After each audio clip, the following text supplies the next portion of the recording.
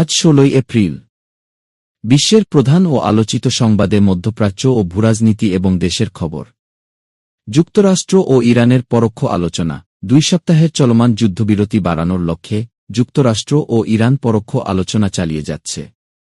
Iran জানিয়েছে যুক্তরাষ্ট্রের সাথে তাদের বার্তা বিনিময় অব্যাহত রয়েছে। যুক্তরাষ্ট্রের বার্তা নিয়ে পাকিস্তান সেনাবাহিনীর প্রধান জেনারেল আসিম মুনির বর্তমানে তেহরানে অবস্থান করছেন। যুদ্ধবিরতি চললেও যুক্তরাষ্ট্র এই অঞ্চলে আরও ১০,০০০ সৈন্য পাঠানোর সিদ্ধান্ত নিয়েছে। এর ফলে সেখানে যুক্তরাষ্ট্রের ৩টি বিমানবাহী রণতরী মোতায়েন থাকবে। এদিকে ইসরায়েলের নতুন পরিকল্পনা।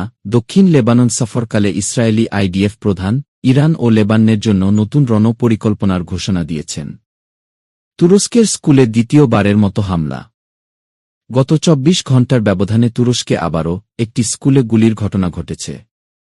এই হামলায় ৮ জন শিক্ষার্থী এবং ১ জন শিক্ষক প্রাণ হারিয়েছেন।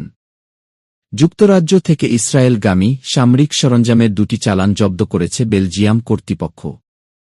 এদিকে পোপের আফ্রিকা সফর। পোপ ফ্রান্সিস বর্তমানে ক্যামেরুন সফরে আছেন। সেখানে তিনি শান্তি স্থাপনের উপর জোর দিয়েছেন। অন্যান্য আলোচিত খবর। আন্দামান সাগরে একটি রোহিঙ্গাবাহী নৌকাডুবির ঘটনায় প্রায় ২৫০ জন নিখোঁজ রয়েছেন বলে জানিয়েছে জাতিসংঘ। বিএনপির ভারপ্রাপ্ত চেয়ারম্যান তারেক রহমান টাইম ম্যাগাজিনে। টাইম ম্যাগাজিনের বিশ্বের ১০০ প্রভাবশালী ব্যক্তির তালিকায় নাম এসেছে বিএনপির ভারপ্রাপ্ত চেয়ারম্যান এবং বর্তমানে প্রধানমন্ত্রী তারেক রহমানের। কুষ্টিয়া বার্তা নিউজের সাথে আমি মাসুদ রানা।